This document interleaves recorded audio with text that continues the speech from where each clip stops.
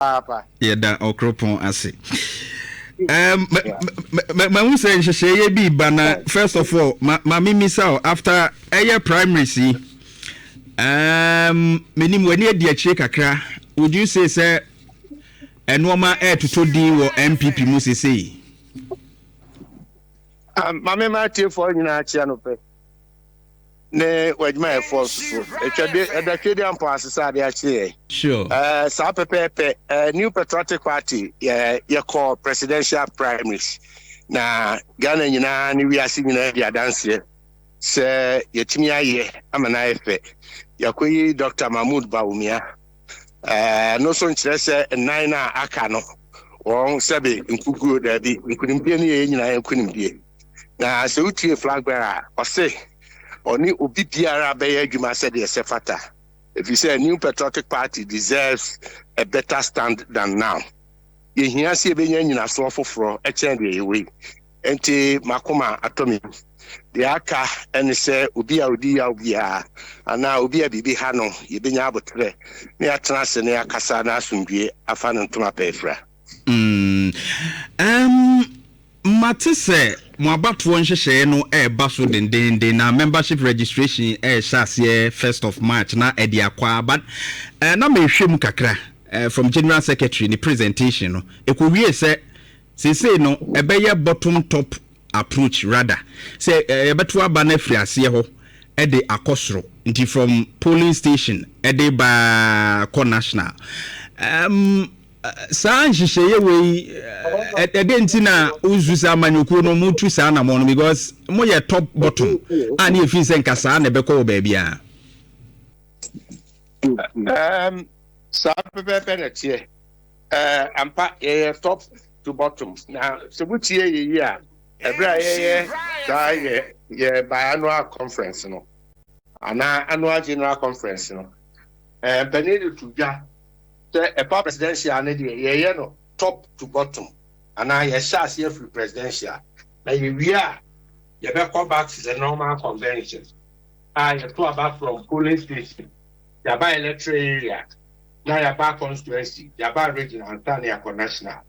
And your boy, and then you see a and son, I eat you and a presidential and a canal, and no unpenny or CIO. In fact, the flag bearer, Dr. Mahmoud Bawumia, wakansi so say bibia anywhere ye beye anamontuo bia no ebetu o party no abra ye ne party ma eni insawso na yenyo adwenkyere enti party ma adwenkyere ene wani so ade hu say ye be share free polling station said the company announce no enti anya de wanwa bia we are going on as scheduled. Because utie omo argue on this party members ni be a consensus actually say they feel like top bottom approach no say your papa dia adenti na yanyu no ase ho na say it was done to favor Obi.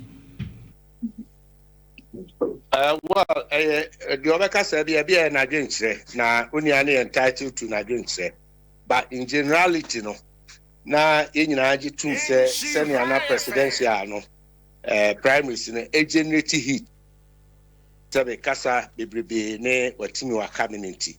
Na ehun be hia se ebe ye ntem na ebe free ho. So say so tro ben wo de wo je no ntem na uji wi ana ja wa pe ne pomesibre. Enti saa adwempo no ana mpani ye se pam no twa no yenya no na free ho. If you say can't na tire ye adwuma ko train station na bo se wiadifo ne power for preso train ho ye lodu ye koba train nya tupe na asmasa na obi asmaka ne yam na afi asumdue aba train station enti train nya tu enti asumdue aba train station we dey wa kai me dada kwesi ampofo je 3 na asem asa me last ya na mdida we na is it ono wo fa na ekopri JFK ya kopre dia ya we say ya say wo kasa wa ase ya wo say general secretary no wani je ho na no CNPA na ka se de copy ya se de copy asase ho ana ya copy akonya bi ayi bi anyway na show grind ko my imagine no CNP na party for so age atum say ye bie kwan na general secretary for New Patriotic Party ni nyina bi na indeed say onyame makwan na hode ne nkwa wo ho a Moon Central Foreign the go for Madaroma and a New Patriotic Party Mantino. Kwabna Kokofu be the next general secretary for the party. And yeah, a sumina a semi crash as a semi cum and it's a yam party no your wife in Poby. The dream bonus 1 year, one for any near Chiripia, one year very round. New Patriotic Party, I dream bonus say a quite battle to be near the Kunimua. Yam Fanny Munyam no Emma. Flag bearer and now the odi anymore. Yet the Munyamnema party in 24 leadership, particularly General Secretary and its National Chairman. So Kaya, Ira Damboche Peso, 2000. Yet the Kunim Emma J. The same J. Kufuor, His Excellency by President. Yebosino, Damboche and the Bonidini. So our bomber de papa General Secretary, but me at the animu ama yedin kunim. 2004, the same thing happened. Called him 2008, and now him to be sumu as General Secretary. Ye call about us nana do danko kufuado. Now ye flag bearer. Yedin kugu kaka krebi na yedin kunim. Now so yedin kugu. Yedin kugu no party for the bufu show echo. National executive, so particularly the general secretary.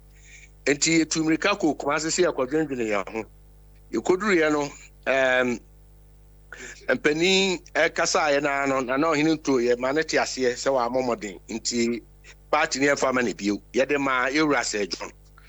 Irasa John Besu, Muniaquabato 2012. I knew ye, Yedin Kugu, and my call Supreme Court to 2013.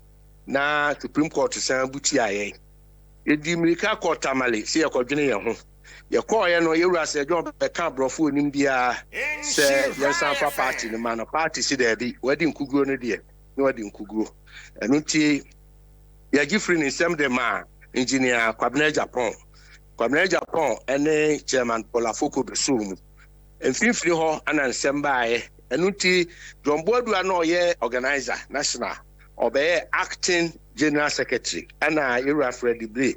No, so yeah, first vice chairman, be acting chairman. Yakwa about also 2016 year din kunimu ana ebi mada. Nti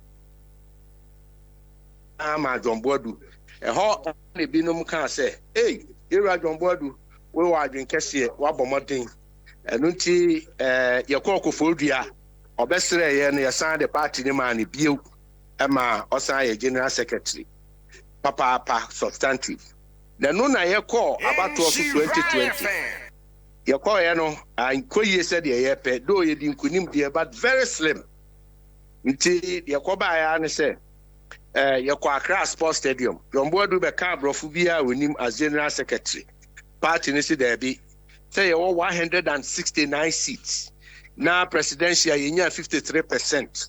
Na 2020 wo de yakwa abato na yenya 137 seats ya drop by over 30 seats as I say 32 seats na 53% ya ba 51% nko ade ya fa party ne ma obi o enunti ana ye de ma general secretary ne omu a ewo ho sisi ewo Accra Sports Stadium se omu so se omu betimi aye no ma ye ni omu test ana omu Sorry, about 2024 elections.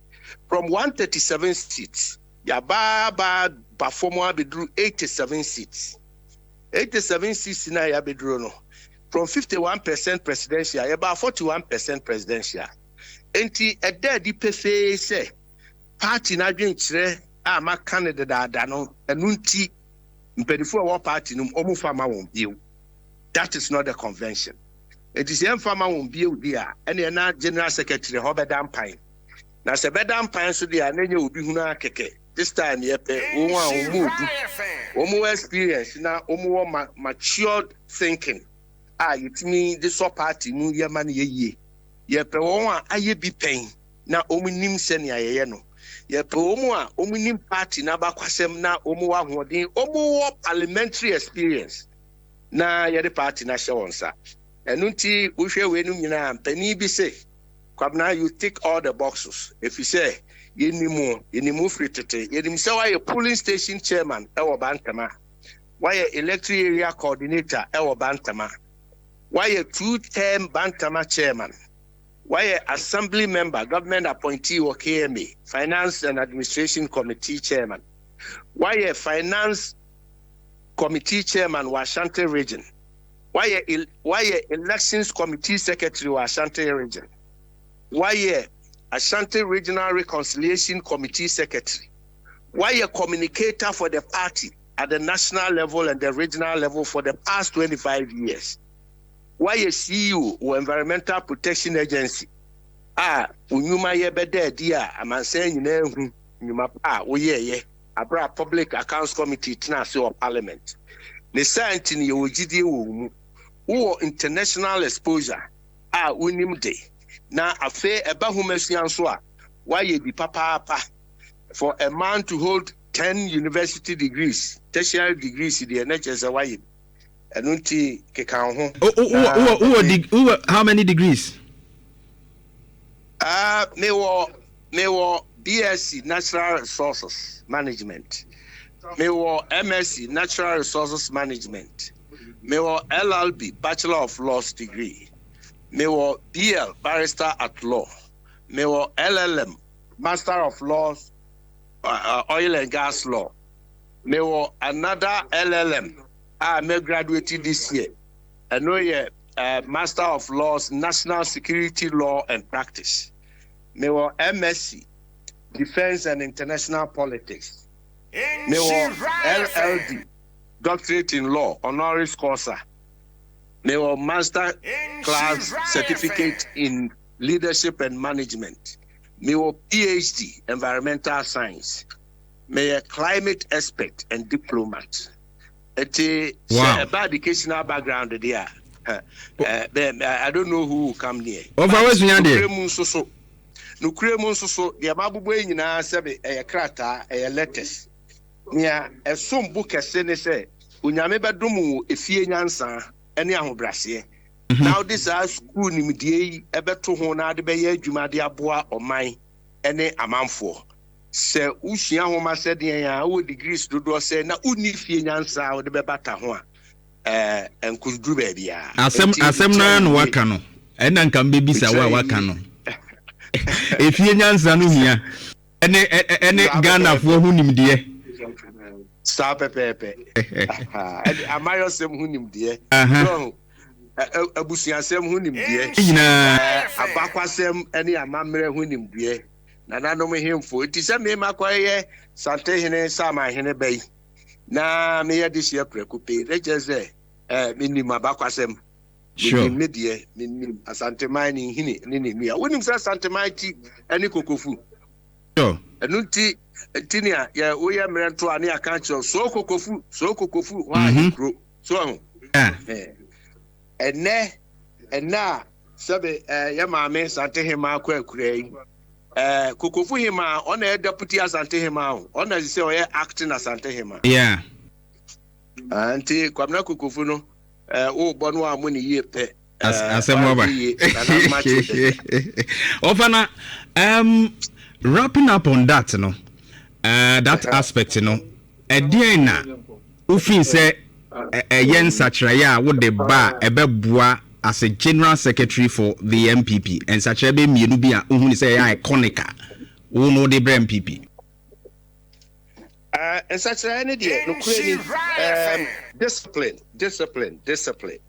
say benya ahosefo ene ahotofo na sebe ye bedi mpanini ni na mpanini so bedi mofrani ade a ehia pa enunti the general secretary will ensure discipline. Now how do you ensure discipline?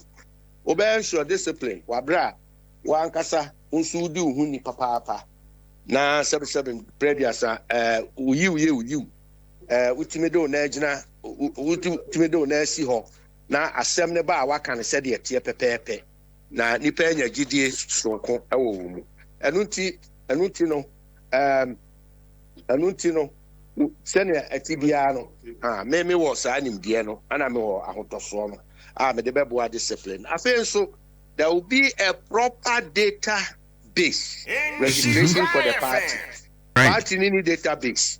ɛno no me general secretary within 2 months yɛde nhyɛ bɛgu akwam ne ayɛ saa deɛ no nyinaa na ɛno no yɛbɛyɛ a ɛyɛ party man a ɔmu mmabunu no ɔmu wɔ nimdeɛ mpo wonhyɛ da ne IT ho nimdeɛ koraa ɛyɛ wɔn ana yɛbɛtire ne wɔn amoma undertaking nationwide mass registration yɛde bɛbuild the database from the polling station to the electoral area to the constituency regional and then national. Nti sɛ me a general secretary na me me office or national me bɔ computer ne pe me hu onipa bi a ɔno ɔba constituency na ɔwɔ north interest electoral area na ne polling station ɛyɛ temporal boot a line metimi ehunu no maka sɛ Kofi Manu ho te sɛ ebi ano a taxi driver metimi ne na di nkomo direct na mama flag bearer so akwanya no ɔne saafo no edi nkomo direct and sakra na abato edu.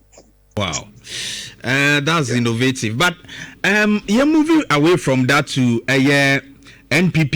You say na more concerns about petitions. I call Etiabatwo Commission, and of course OSP. So more can who say sa petitions no who here na mampeni etu ho na mo sa no emwa wo man no. Finally, mampeni. According to advisor, a free Chief Justice wo aba wahwehwe mu nyina petition nyina hu se nyina so bia ni munti wode hu mu ayakoma mampani sisi wato petitions no egu adesmese a sign of joy emma the MPP no so no kabima minkabi no na mampani ekuramu ise mu anya gidie woni mu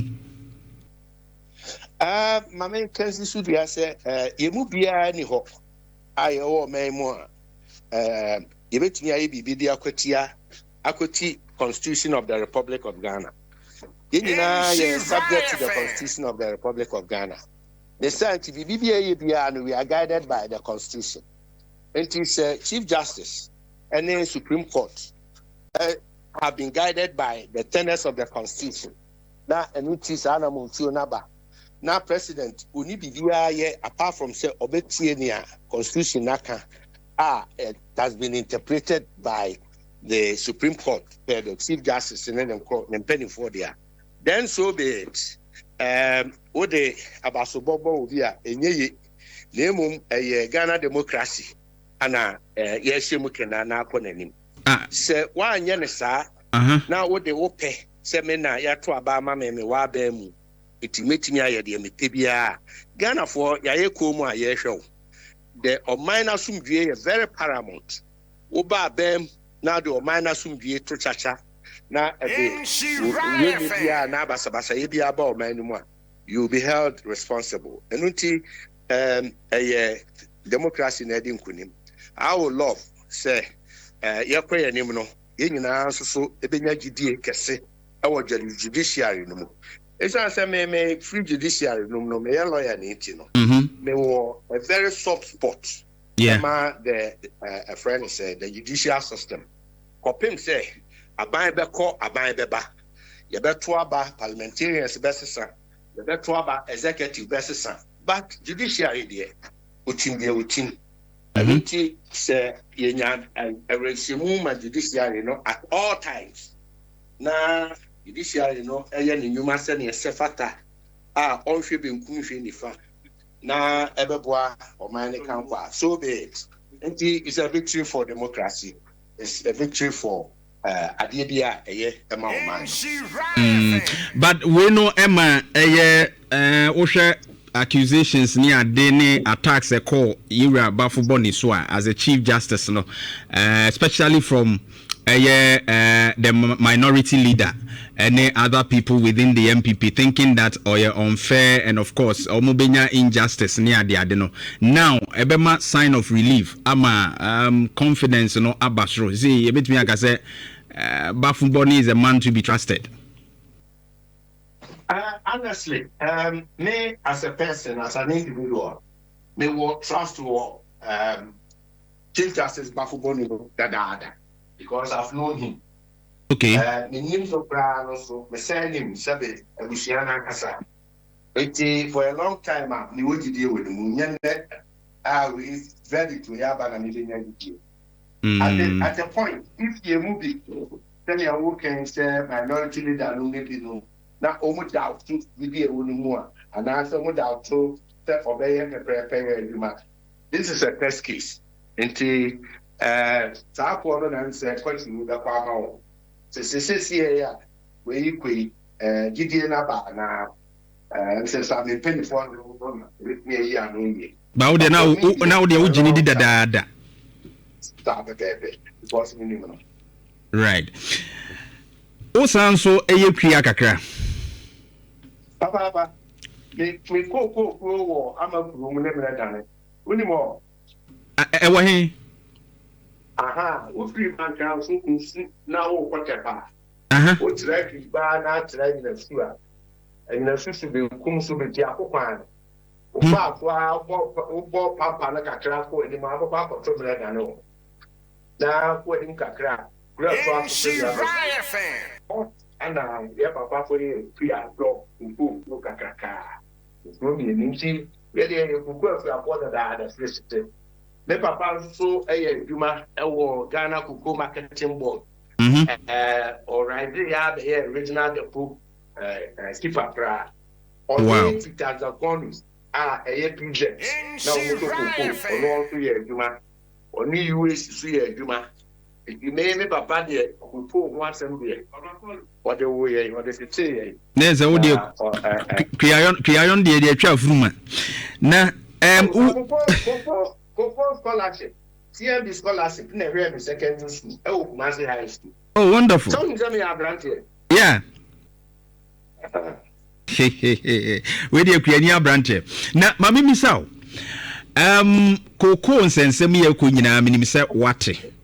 For now, Abino Asasi Awuchi about over 200 million. Our year, Womode a Tokuku, Omutia Kuku for no Maji, for no Majo Modia Canin, Omutia Sa 3,600 Omaji Dadano.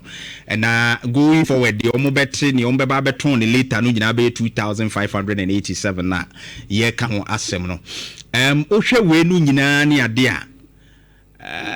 You bet me, I can say, and it does swallow Kuku. Kriayum ewo Ghana e free brei e dekro one no wa chiri kakra otenka aha me say se wo hwe ne akoso nansan mu a efa kokoo akuafo wo mu kokoo mo de koya aban de ba se ebo no kra wateso no musika nso akokam enra yinyantie se aban ahase a otua de wato dada no obetua sika dada no 3,006 no ne eba akire nyina no de ombeto no 2,587 no na mebisa se san hyehyeye no wo yekuani ohu ne se ema ya nidaso ewo ye kokoo dua mu efiri breide kro nidaso be no nidaso ye no I will them papa I say about Okonia Sicani now. I feel the Odibetia Oka. It is our stress here and you are for not a Muhiasa. And you marry you work for the you work for. And says Yana, they agree for course our housing for shame. I casa yo, I'm a one continue and yaba. And I had a boy. When says out to you as answering by. To the extent of almost a for crime to Cocofu for the Amawom. Go up and bed the Atla. So, a Mabu, ya Pompire, take a yen in idea who beji, who queer Yabamu, Mabuna Bamu. If you say, what my year can input any. Now, we are. See, I watch you swallow. I will, or Mampenida dan and not done for Kufuadra. Uko is was a 7 period, some only Babylon in 2 morning. Or Fessica Potina now, for. Now, by a sister, who by our wabbits. Nana, I would to so bad. Eti, Uncle Pony or night or home in say, you're born here, and you see a bit of what you want. Yeah, they go, Kuyatuma. near the above, very mubra. I yell it da. Before I hear you, Omukotna, say finance minister, economic management team, Kokofu before, Mampenina, Amukotna, see, what this are, the way Eddie Ghana Piafon, say Coco Sika Boamo Pen, our Musuku come, my bra boom near dear, and now when I may,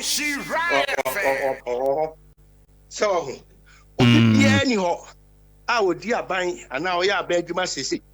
Ono sɛ nipa no ɔno no wɔnya kokoo ho mfasoɔ edi so wɔnya kokoo ho mfasoɔ ama wo ma ne wabusuafoɔ anya ho mfasoɔ na nnɛ kokoofoɔ ma se dani a ya dam ase yɛ deɛ yɛkosakosa wɔ yɛtirim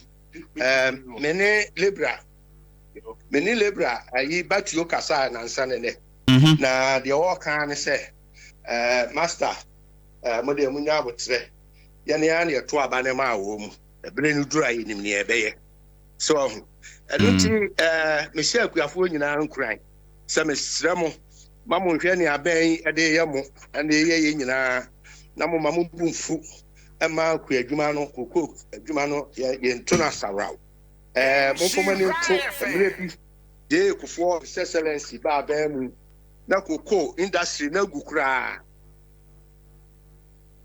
ti sɛ saa brɛ no ɛde nneɛma gu akwam ɛma yɛre fampo koko yi da ɛnu mu ana etwa koko nnua awuo nyinaa gu yɛ nkrampa nyinaa yɛtwitwa mu ahɔ ana yɛde mass koko spraying ɛbaayɛ afei yɛtu anamɔ hwɛ sɛ koko kuani biara ne ho bɛhenha no wonim sɛ national health insurance no ɛyɛ kuafoɔ titiri paa na yɛwura akofoɔ hwɛ ho sɛ yɛde national health insurance ba na obiara betumi anya apɔmuden na ne ho atɔ no a ɛbɛboa titiri kokɔ akuafoɔ nti yɛn new patriotic party yɛba abɛn mu a yɛdwene kokɔ dwumadie no ho yɛdwene akuafoɔ ho nti obiara mana ba mu aka kakra bi na gyama abrɛ ɛnɛ yɛyi Dr. Mahmoud Bawumia ɔne ne mpanin nyinaa ne de akyire kokɔ industry deɛ ɛkɔ deɛ ɛba yɛne de akyire paa kwan biara ɛbɛfa so a betini aye ni ye ya ba ben mo a ya be okay lawyer Henry Kwabena Kokofu ma me mfa winsi ana me na wase anope Matia group anoma ochedua so ojobo beda se wan konso a ojuwani so nti ubeduru a mejiri se ye bete wo nkan obeba ha